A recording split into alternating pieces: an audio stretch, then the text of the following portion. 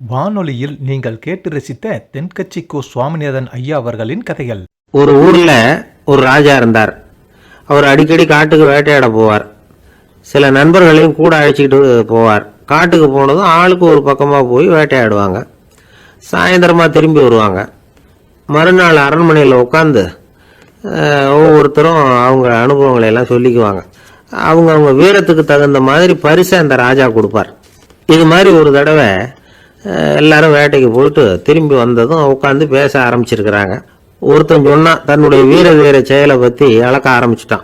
ஏன்னா அதுக்கு பரிசு கிடைக்க போகுதில்ல, அதனால. அவன் என்ன சொன்னான் தெரியுமா? அரசே, நேற்றுக்கு காட்டில் என்ன ஆச்சு தெரியுமா? எனக்கு நேராக ஒரு சிங்கம் வாயை திறந்துக்கிட்டு வந்துட்டுது. நான் பயப்படவே இல்லை. உடனே ஒரு கல்லை எடுத்து குறி பார்த்து வீசினேன். சிங்கத்து வாய்க்குள்ளே போய் அந்த கல் மாட்டிக்கிட்டுது. அவ்வளவுதான். அந்த சிங்கம் என்னை பார்த்துட்டு பயந்துட்டு ஒரே ஓட்டமாக திரும்பி ஓடி போயிட்டுது அப்படின்னா. ஆஹா பலே அப்படின்னு எல்லாரும் கை தட்டினாங்க. ரெண்டாவது ஆள் ஒருத்தன் எழுந்திரிச்சான். அவன் சொல்ல ஆரம்பித்தான், அரசே, நான் போன வழியில் 2 பெரிய மலைப்பாம்பு கிடந்தது. என்னை மூங்கிறதுக்கு வந்தது. நான் என்ன பண்ணேன் தெரியுமா? அந்த 2 பாம்போட வாலையும் ஒன்றா சேர்த்து முடிச்சு போட்டுட்டேன். அவ்வளவுதான். அது அங்கே இழுக்க இது இங்கே இழுக்க முடிச்சு நல்லா இறுகி போட்டுது அப்படின்றான். ஆஹா அற்புதம்னு சொல்லி எல்லாரும் கை தட்டினாங்களாம். அடுத்தபடியாக 3வது ஆள் ஒருத்தன் வந்தான். அவன் சொல்ல ஆரம்பித்தான், மன்னா, நான் போன பாதையில் குறுக்க ஒரு ஆறு. அதில் இறங்கி குளித்தேன். யாரோ காலை பிடிச்சி இழுக்கிறது மாதிரி இருந்தது. திரும்பி பார்த்தா ஒரு பெரிய முதலை. நான் உடனே அப்படியே ஒரு துள்ளல் துள்ளி அது முழுகில் போய் உக்காந்துக்கிட்டேன். அதை அப்படியே கரைக்கு நீந்த வச்சேன். கரைக்கு வந்து சேர்ந்ததும் அப்படியே ஒரே துள்ளி குதிச்சு கரைக்கு வந்துட்டேன் அப்படின்றான். அவன் தன்னுடைய வீரத்தை அப்படி சொல்லியிருக்கான். அடடா, எப்பேற்பட்ட வீரம் அப்படின்னு எல்லாரும் கை தட்டினாங்களாம். 4வது ஆள் எழுந்திரிச்சான். மன்னா, நான் போன இடத்துல ஒரு கரடி வந்து என்னை துரத்த ஆரம்பிச்சுட்டுது. நான் ஒரு மலை உச்சிக்கு வந்துட்டேன். அதுக்கப்புறம் ஒரு அடி எடுத்து வச்சாலும் அதில் பாதாளத்தில் விழ வேண்டியது தான். அந்த நேரம் பார்த்து ஒரு பெரிய ராட்சச கழுகு அந்த பக்கமாக பறந்து வந்தது. நான் உடனே அப்படியே உயர எழும்பி அந்த கழுகோட காலை பிடிச்சிக்கிட்டேன். அப்படியே தொங்கிக்கிட்டே வந்தேன்.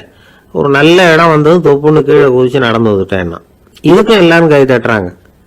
கடைசியாக ஒரு ஆள் எழுந்திரிச்சான். அரசே, நான் வந்து போன வழியில் ஒரு பெரிய யானை குறுக்க வந்தது. பயங்கரமாக சத்தம் போட்டுக்கிட்டே வந்தது. நான் பயந்து ஓடலை. உடனே என்ன பண்ணேன் தெரியுமா? அந்த யானையோட வாலை பிடிச்சி தூக்கினேன். தலைக்கு மேலே தூக்கி கரன்னு சுற்றினேன். வேகமாக சுற்றி வீசி எறிஞ்சேன். அவ்வளவுதான்.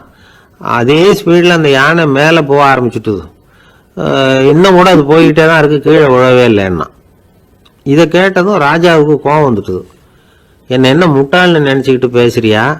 யானையை வந்து நீ வாழை பிடிச்சி தூக்குன, அதை நான் நம்பணுமா அப்படின்னார்.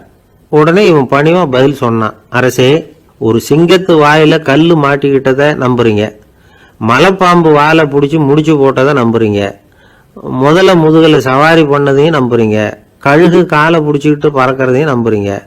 அப்படி நம்புறப்ப நான் சொன்னதை மட்டும் நம்பக்கூடாதா அப்படின்னு கேட்டானான். பொய் சொன்னவங்கெல்லாம் தலையை தொங்க போட்டுக்கிட்டாங்களாம். ராஜா அவங்கள பார்த்து சொன்னாராம், நீங்கள் எல்லாரும் என்னை முட்டாளாக்கி இருக்கிறீங்க. கடைசியாக பேசின இவன் தான் எனக்கு உண்மை எது பொய் எதுங்கிறத புரிய வச்சிருக்கிறான். இவன் தான் உண்மையான தைரியசாலி அப்படின்னு சொல்லி அவனுக்கே பரிசையெல்லாம் கொடுத்து பாராட்டினாராம். இப்படி ஒரு கதை. உண்மையை நிலைநாட்டுகிறவன் தான் உண்மையான வீரன் அப்படிங்கிறத இதிலிருந்து நாம் புரிஞ்சுக்கணும். இந்த காலத்துல எல்லாம் பொய் சொன்னாதான் பிழைக்க முடியுங்கிறது ஒரு சில பேரோட நம்பிக்கை. ஒரு அப்பாவுக்கு தன் மகனுக்கு பொய் சொல்ல தெரியலையேங்கிற கவலை.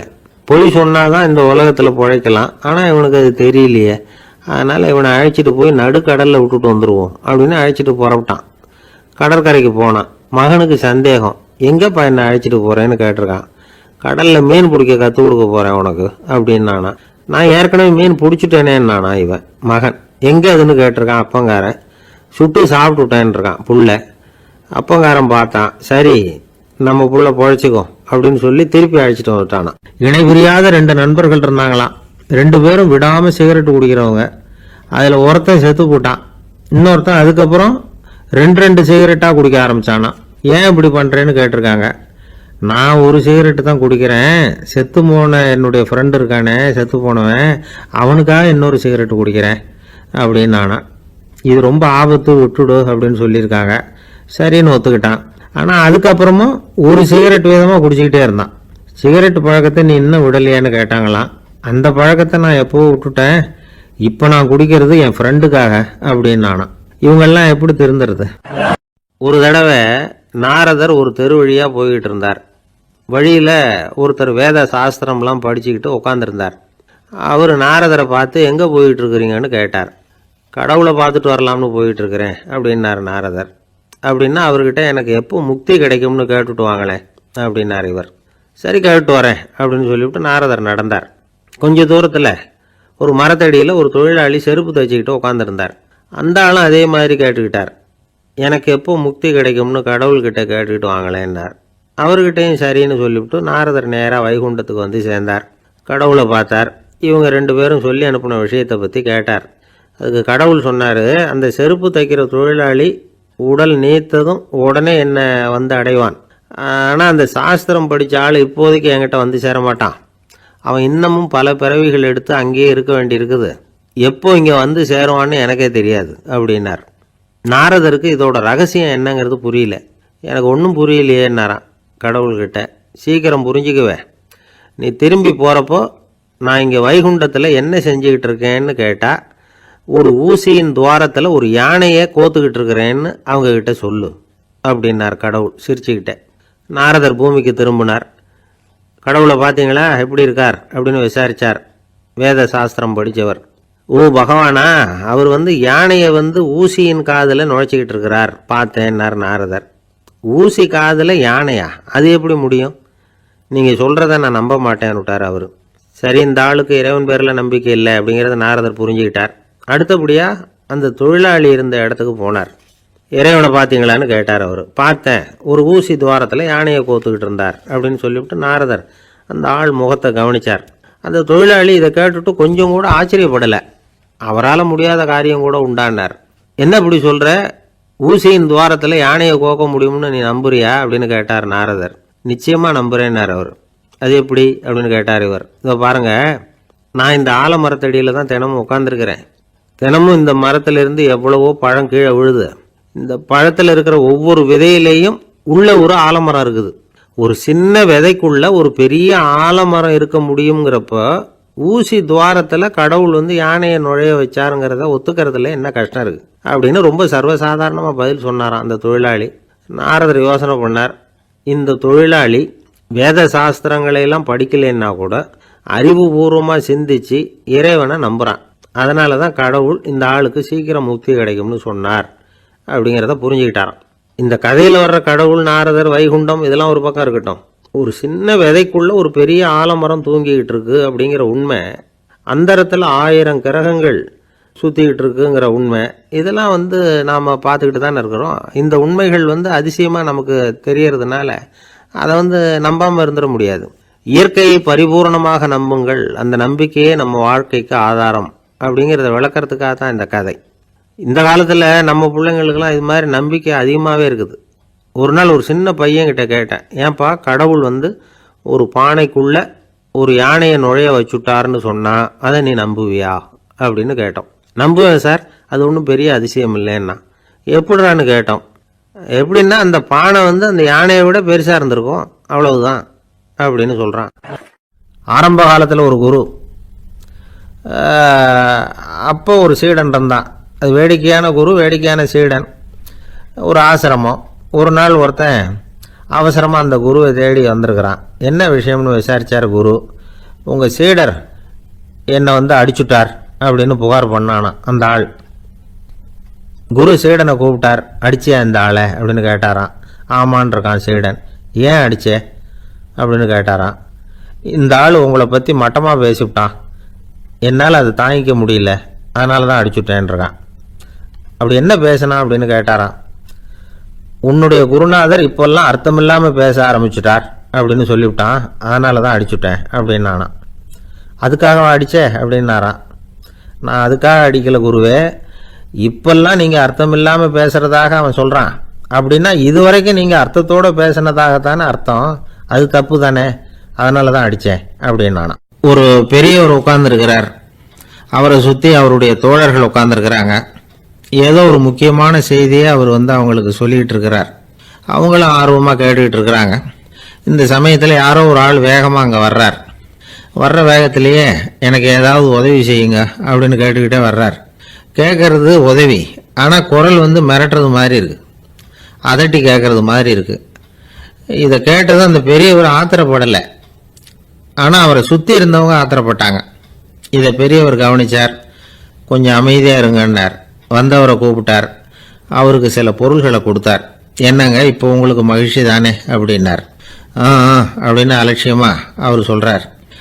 நான் உங்களை நல்ல முறையில் நடத்தினேன்னா அப்படின்னு கேட்குறாரு அவர் மறுபடியும்.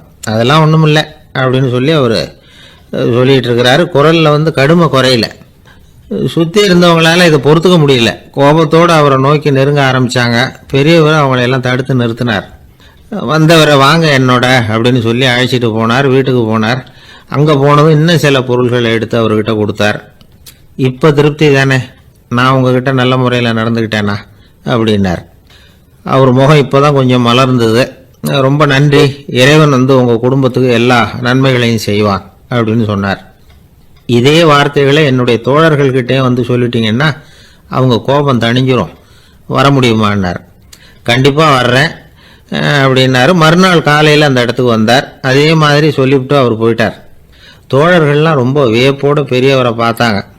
அந்த பெரியவர் தான் நபிகள் நாயகம். அவர் சொன்னார், ஒருத்தன் ரொம்ப ஆசையாக ஒரு ஒட்டகத்தை வளர்த்துக்கிட்டு வந்தான். ஒரு நாள் அந்த ஒட்டகம் வந்து கயத்தை அறுத்துக்கிட்டு ஓடி போயிட்டுது. அக்கம் பக்கத்தில் இருக்கிறவங்கெல்லாம் அந்த ஒட்டகத்தை பிடிக்கிறதுக்கு முயற்சி பண்ணாங்க. அதை துரத்திக்கிட்டு ஓடினாங்க. ஒட்டகம் வந்து தாறுமாறாக ஓட ஆரம்பிச்சுது. இந்த சமயத்தில் ஒட்டகத்தை வளர்த்தவன் அங்கே ஓடி வந்தான். நீங்கள் அதை ஒன்றும் செய்ய வேணாம், விட்டுருங்க, அதோட சுபாவம் எனக்கு நல்லா தெரியும், அதை சுலபமாக என்னோடய வழிக்கு கொண்டுட்டு வந்துட முடியும், நான் பார்த்துக்கிறேன், விட்டுருங்கோ அப்படின்னா. எல்லாரும் விலகி போயிட்டாங்க. இவன் என்ன செஞ்சான் தெரியுமா? கொஞ்சம் புல்லை கையில் எடுத்துக்கிட்டு அந்த ஒட்டகத்தை நெருங்கினான். அவ்வளவுதான். அது ஓடி வந்து இவன் காலடியில் உட்காந்துக்கிட்டது. செல்லமாக அதை அப்படியே தடவி கொடுத்தான். முதுகில் ஏறி உட்காந்துக்கிட்டான். அது பாட்டுக்கு சாதுவாக நடந்து போகுது. இந்த கதையை நபிகள் நாயகம் தம்முடைய தோழர்களுக்கு சொல்கிறார். ஒட்டகத்தை மட்டும் இல்லை, சில மனிதர்களையும் கூட சில விதத்தில் அணுகி தான் அவர்களை வந்து சீர்திருத்த வேண்டியிருக்குது அப்படிங்கிறத அவங்களுக்கு உணர்த்தினார். இது ஒரு அழகான உளவியல் அணுகுமுறை. சில குடும்ப தலைவர்கள் கூட இந்த ஒட்டகம் மாதிரி நடந்துக்கிறது உண்டு, அப்புறம் அடங்கி போகிறதும் உண்டு. ஒரு குடும்ப தலைவர் காலையில் எழுந்திரிச்சதுலேருந்து சத்தம் போட்டு கத்திக்கிட்டு இருப்பார். பக்கத்தில் இருந்தவங்கலாம் ஓடி போய் சமாதானம் பண்ணி பார்த்தாங்க. அவர் ஓயறது மாதிரி தெரியல. கடைசியில் அவர் மனைவி வந்தாங்க. நீங்கள் எல்லாம் விலகி போயிடுங்க, அவர் சுபாவம் எனக்கு தெரியும், நான் பார்த்துக்கிறேன் அப்படின்னாங்க. சரின்னு எல்லாரும் போயிட்டாங்க. சாயந்தரமாக வந்து பார்க்குறாங்க, அவர் சத்தம் இல்லாமல் ஒரு மூலையில் உட்காந்துருக்கிறார். ரொம்ப சாதுவா. ஆச்சரியமாக இருந்தது. என்னம்மா பண்ணீங்கன்னு கேட்டாங்க. அது ஒன்றும் இல்லைங்க, ஒரு வேளை சாப்பாட்டை நிறுத்தினேன், பட்னி போட்டேன், அவ்வளவுதான் அப்படின்னாங்க அந்த அம்மா. காசி மாநகரத்தை பிரம்மதத்தன் அப்படிங்கிற ராஜா ஆட்சி பண்ணிட்டு வந்தார். அவர் ஒவ்வொரு வருஷமும் ஒரு திருவிழா நடத்துறது வழக்கம். எல்லா தேசத்திலிருந்தும் எல்லா வகையான ஜனங்களும் அதில் வந்து கலந்துக்குவாங்க. ஒரு சமயம் அது மாதிரி விழா நடந்துக்கிட்டு இருந்தது. வைகுண்டத்திலிருந்து தேவலோகத்திலிருந்து நிறைய தேவகுமாரர்கள்லாம் காசி நகருக்கு அப்போது வந்திருந்தாங்க.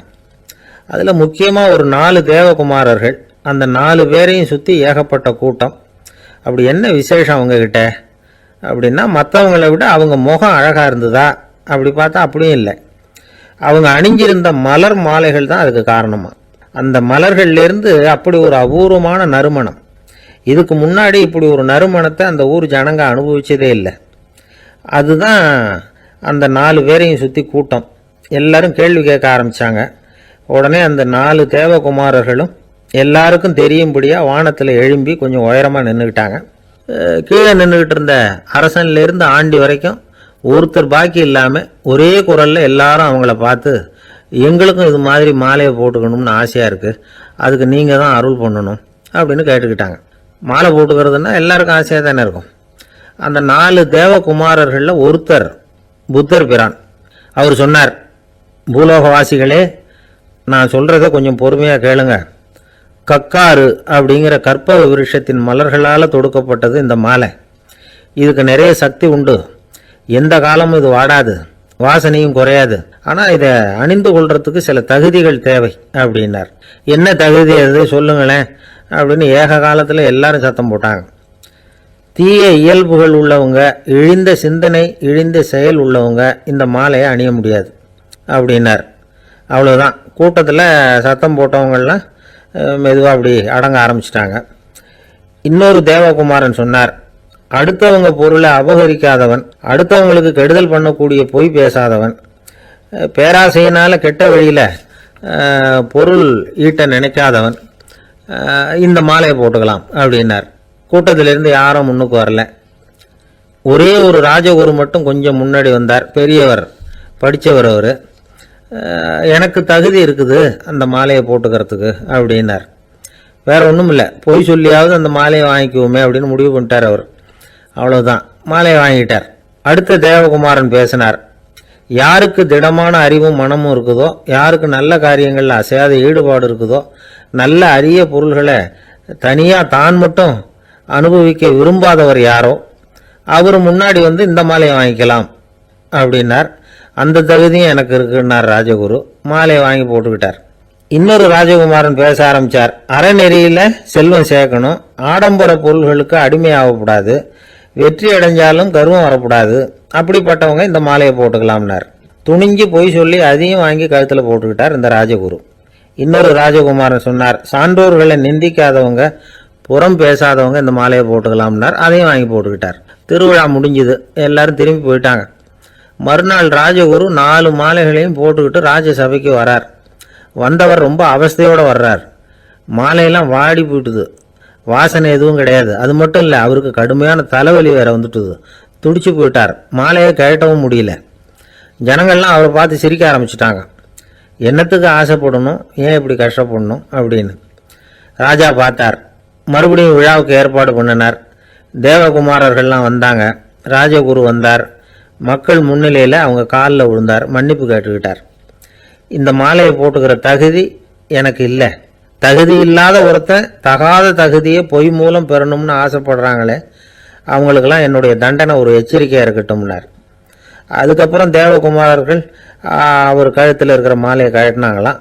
அந்த மாலைகளும் பழையபடி மனம் கொடுக்க ஆரம்பிச்சுட்டு தான். இதுலேருந்து நாம் தெரிஞ்சுக்க வேண்டியது என்னென்னா, நமக்கு தகுதி இல்லாத ஒரு கௌரவம் நம்மக்கிட்ட தானாக வந்தால் கூட அதை தவிர்த்து விடுறது தான் நல்லது. அதுதான் புத்திசாலித்தனம். ஒருத்தர் வந்தார். சார், எங்கள் இலக்கிய மன்ற விழாவுக்கு நீங்கள் தலைமை தாங்கணும்னார். உடனே இவர் சொன்னார், பேச்சாளர், சார், இலக்கியத்தை பற்றி பேசுகிற தகுதி எனக்கு இல்லையே அப்படின்னார். உடனே அவர் கூப்பிட வந்தவர் சொன்னார், அந்த தகுதி உங்களுக்கு இல்லைங்கிறது எங்களுக்கும் தெரியும் சார், அதனால தான் உங்களை தலைமை தாங்க கூப்பிடுறேன் அப்படின்னார். அது சரி, தலைமைன்னா அதுக்கு இவர் என்னதான் அர்த்தம் பண்ணுறாருன்னு தெரியல.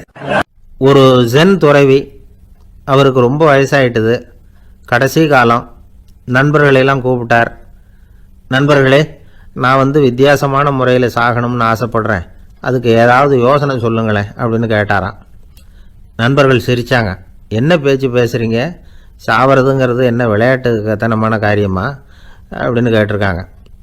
அந்த துறவி கொஞ்ச நேரம் யோசனை பண்ணார். அப்புறம் கேட்டாராம், இது வரைக்கும் யாராவது நடந்துக்கிட்டே இறந்துருக்குறாங்களா அப்படின்னாராம்.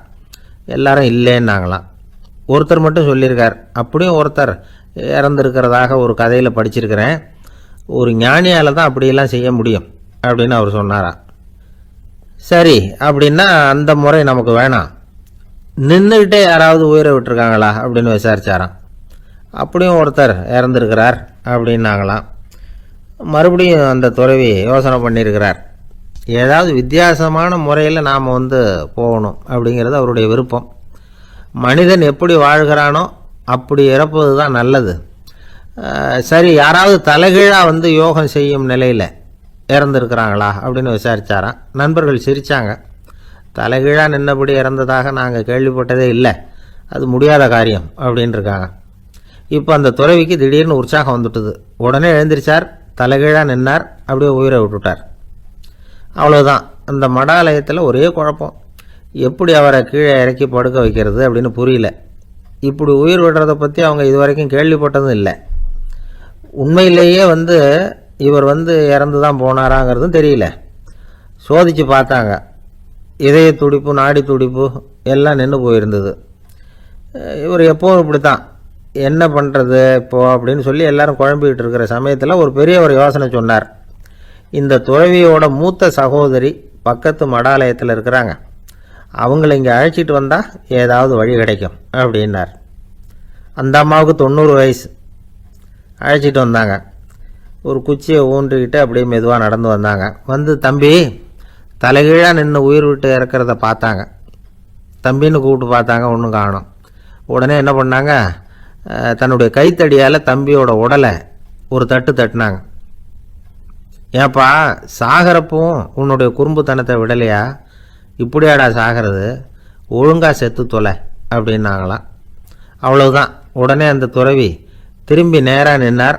அக்கா கோவப்படாத, நான் ஒழுங்காக சாகிறேன், எப்படி செத்தா என்ன, எல்லாம் எனக்கு ஒன்று தான் அப்படின்னு சொல்லிவிட்டு அப்படியே தரையில் படுத்து உயிரை விட்டாராம். அதுக்கப்புறம் அந்த அம்மா கோலை வந்து கையில் எடுத்துக்கிட்டு அப்படியே திரும்பி கூட பார்க்காம அவங்க பாட்டுக்கு போயிட்டாங்களாம். மரணத்தை ஒரு விளையாட்டாக ஆக்கிய அந்த துறவிக்கு வாழ்க்கையே ஒரு விளையாட்டாக தான் இருந்திருக்குது. எந்த நோக்கமும் இல்லாமல் செயல்படுறதுன்னா என்னங்கிறதும் அவருக்கு தெரிஞ்சிருக்குது. பயனை எதிர்பார்க்காம பணி செய்து வாழ்ந்து மறைந்த மகான் அவர். தம்முடைய தொழிலை வந்து விளையாட்டு போல செய்ய தெரிஞ்சவருக்கு வாழ்க்கையே ஒரு விளையாட்டாக மாறிடும். எல்லாமே விளையாட்டாகி விடுகிற போது மரணமும் விளையாட்டாகிவிடும் அப்படிங்கிறது தான் அந்த தத்துவம். ஆனால் அதுக்கு முன்னாடி உங்களுக்குள்ளே இருக்கிற உண்மையான நடிகனை வந்து நீங்கள் அடையாளம் கண்டுபிடிக்கணும். நீங்கள் நடிக்க வேண்டியதே இல்லை, நீங்கள் ஏற்கனவே நடிச்சுக்கிட்டு தான் இருக்கிறீங்க. நீங்கள் இந்த உண்மையை தெரிஞ்சுக்கணும், அவ்வளவுதான். இதுதான் ஞானிகளுடைய கருத்து. வாழ்க்கையை சரியாக புரிஞ்சுக்கிட்டால் எல்லாமே நடிப்புங்கிறது புரியும். கல்யாண பத்திரிக்கை அனுப்பியிருந்தேனே, ஏன்டா வரலன்னு கேட்டான் ஒருத்தன். வந்திருந்தேனே அப்படின்னானா இவன். டேய் ஏன்டா போய் சொல்கிற, நான் பத்திரிக்கையே உனக்கு அனுப்பலையே அப்படின்ட்டுருக்கான் அவன். அதுக்கு இவன் சொன்னானா, பத்திரிக்கை அனுப்புனேன்னு நீ போய் சொல்கிறப்போ கல்யாணத்துக்கு வந்தேன்னு நான் போய் சொல்லக்கூடாதா அப்படின்னானா. அளவுக்கு மிஞ்சினால் அமிர்தமும் நஞ்சு அப்படின்னு சொல்லுவாங்க. அது உண்மைதான். ஒருத்தருக்கு அளவுக்கு மீறிய புகழ் வந்துட்டுதுன்னு வச்சுங்க, அது கூட ஆபத்தாக போயிடுறது உண்டு. பழங்காலத்துல எல்லாம் கிரேக்க தேசத்தில் ஒரு பழக்கம் உண்டாம். அதாவது யாராவது ஒருத்தரை நாடு கடத்தணும்னா அதுக்கு ஒரு வழி உண்டு. அதாவது ஒருத்தரை நாடு கடத்தணும்னு மக்கள் விரும்புகிறாங்கன்னு வச்சுங்களேன், அவர் பேரை ஒரு மண்பாண்ட ஓட்டுச்சில்லில் எழுதி அதை வந்து ஒரு குறிப்பிட்ட பொது இடத்துல போட்டுற வேண்டியது, அவ்வளவுதான். இது மாதிரி பல பேர் போட்டுக்கிட்டே இருப்பாங்க. எல்லாம் அப்படியே குவிஞ்சு போயிடும். அந்த ஓட்டாஞ்சில்லு குவியலில் யாருடைய பேர் அதிகமாக இருக்குதோ அந்த நபரை ஒரு 10 ஆண்டுகள் நாடு கடத்தி விடுவாங்க. இது அந்த ஊர் வழக்கமாக. ஒரு நாள் அந்த குவியலுக்கு பக்கத்தில் ஒரு ஆள் நின்றுக்கிட்டு இருக்கிறான். அவன் கையில் ஒரு ஓட்டாஞ்சில்லு வச்சிருக்கிறான். அதில் யாரோட பேரையோ எழுதணும், எழுதி அந்த இடத்துல போடணுங்கிறது அவன் ஆசை. ஆனால் அவன் படிக்காதவன், அதனால் எழுத தெரியல. யாராவது அந்த வழியாக வர்றாங்களான்னு பார்த்துக்கிட்டே நின்றுக்கிட்டு இருந்தான். ஒரு பெரியவர் வந்துக்கிட்டு இருந்தார். அவர்கிட்ட ஓடினான். கையில் இருந்த மண்பாண்ட சில்லை கொடுத்தான். ஐயா இதில் ஒரு பேர் எழுதி கொடுங்களேன்னா அந்த பெரியவர் அதை வாங்கி கையில் வச்சுக்கிட்டு என்ன பேர் எழுதணும் சொல்லு அப்படின்னா. இவன் சொன்னான், அரிஸ்டைடிஸ் அப்படின்னு எழுதுங்க அப்படின்னா. இதை கேட்டதும் அந்த பெரியவருக்கு அதிர்ச்சி. ஏன்னா அவர் தான் அரிஸ்டைடிஸ், தத்துவ மேதை அரிஸ்டைடிஸ் அவர். இருந்தாலும் நான் தான் அதுங்கிறத காட்டிக்காம அந்த ஆளுகிட்ட கேட்டார். அது சரிப்பா, அரிஸ்டைடிஸ்ங்கிற பேரை எழுத சொல்கிற, அவர் உனக்கு என்ன கெடுதல் பண்ணார், அவர் பேரை இதில் எழுத சொல்கிறியே அப்படின்னு கேட்டிருக்கார். அதுக்கு இவன் சொன்னானா, அவர் எனக்கு எந்த கெடுதலும் பண்ணலை, அவரை நான் பார்த்தது கூட இல்லை அப்படின்ட்டுருக்கான். அப்புறம் எதுக்காக அவரை வந்து நாடு கடத்தணும்னு நீ ஆசைப்படுற அப்படின்னு கேட்டிருக்கார். இப்போ அந்த ஆள் சொல்கிறான், அரிஸ்டைடஸை பற்றி எல்லாரும் பேசுகிறாங்க, அவர் ரொம்ப நல்லவர், அவர் ஒரு பெரிய அறிவாளிங்கிறாங்க, அவர் ஒரு பெரிய வள்ளல் பேரறிஞர், இப்படி எல்லாரும் சொல்கிறத கேட்டு கேட்டு எனக்கு ரொம்ப அழுத்து போயிட்டுது, அதனால தான் வெறுப்பாயிட்டேன் அப்படின்னு நானும். இதிலேருந்து என்ன தெரியுது, நாம் நல்லவனாக இருக்கிறதுல ஒன்றும் இடைஞ்சல் இல்லை.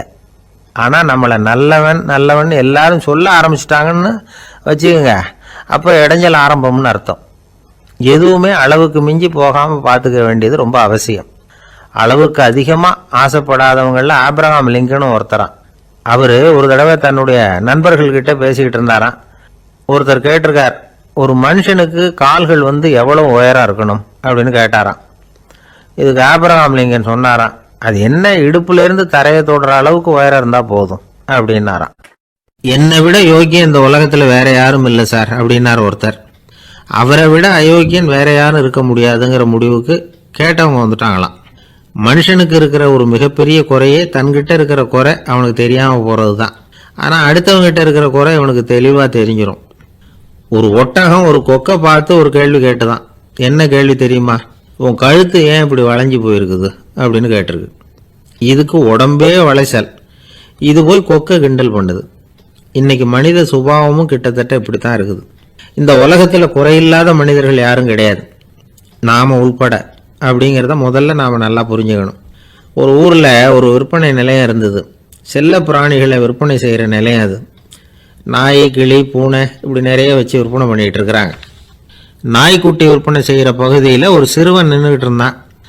விற்பனை செய்கிற ஆளுகிட்ட விலை கேட்டுக்கிட்டு இருந்தான். அதுவும் இருக்குதே, அந்த நாய்க்குட்டி என்ன விலை அப்படின்னு கேட்டானா.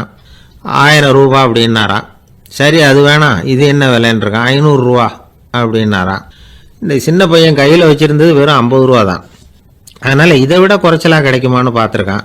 அந்த கடையில் ஒரு மூலையில் சரியாக கவனிக்கப்படாமல் ஒரு நாய்க்குட்டி படுத்து கிடந்தது. பாவமாக கத்திக்கிட்டு இருந்தது. அதை பார்த்ததுமே இவனுக்கு அது ரொம்ப பிடிச்சி போச்சு. உடனே அந்த கடைக்காரரை பார்த்து, அதுவும் அந்த மூலையில் படுத்து கிடக்குதே அந்த நாய்க்குட்டி என்ன விலை அப்படின்னு கேட்டிருக்கான். தம்பி, அது ஒரு கால் ஊனம், அதனால் அது உன்னோட குதித்து விளையாடவோ ஓடுறதோ அதால் முடியாத காரியம் அப்படின்ட்டுருக்கார் அவர். அது தெரிஞ்சுதாங்க கேட்குறேன், அதோட விலை என்ன அதை மட்டும் சொல்லுங்களேன் அப்படின்ட்டுருக்கான். தம்பி, இது கால் ஊனம் உள்ள ஒரு நாய். இதை போய் காசு கொடுத்து வாங்கிறதுக்கு யாராவது பிரியப்படுவாங்களா? இதை நான் உனக்கு இலவசமாகவே தர்றேன், எடுத்துகிட்டு போ அப்படின்னாரான். இதை கேட்டதும் அந்த சிறுவனுக்கு கோவம் வந்துட்டு தான். நீங்கள் ஒன்றும் சும்மா கொடுக்க வேணாம், இந்தாங்க 50 ரூபா, இதை வச்சுக்கிட்டு நாய்க்குட்டியை கொடுங்க அப்படின்ட்டுருக்கான். அவருக்கு ஒன்றும் புரியல, ஆச்சரியமாக இருந்தது. சரின்னு பணத்தை வாங்கிட்டு நாய்க்குட்டியை தூக்கி கொடுத்தார். அந்த சிறுவன் அந்த நாய்க்குட்டியை 2 கையாலையும் வாங்கினா, மார்போட பிரியமாக சேர்த்து அணைச்சிக்கிட்டான். தெருவில் இறங்கி நடக்கிறான். அப்படி நடக்கும்பொழுது தான் பார்க்குறார், கடைக்காரர் ஆச்சரியமாக அவனை பார்க்குறார். அப்போ தான் அவருக்கு ஒரு விஷயம் புரியுது. அந்த சிறுவன் தெருவில் நாய்க்குட்டியை மார்போடு அணைச்சிக்கிட்டு விந்தி விந்தி நடந்து போய்கிட்டு இருக்கிறான். ஆமாம், அவனுக்கும் ஒரு கால் ஊனம். இந்த நாய்க்குட்டியை யாருமே வாங்க மாட்டாங்கன்னு நினச்சிக்கிட்டு இருந்தார். குறையுள்ள அதுக்கும் ஒரு எஜமானன் கிடைச்சுட்டான். அதனால் ஊனம் ஒரு குறை இல்லை அப்படிங்கிற உண்மையை அந்த கடைக்காரர் புரிஞ்சுக்கிட்டாராம். நம்மால் ஒருத்தர் கொஞ்சம் வயசானவர், எழுந்திரிச்சு சரியாக நடக்க முடியாது, சாய்வு நாற்காலியிலேயே எப்பவும் உட்காந்துருப்பார். அவர் தனக்கு துணையாக ஒரு நாயை பக்கத்தில் வச்சுருந்தார்.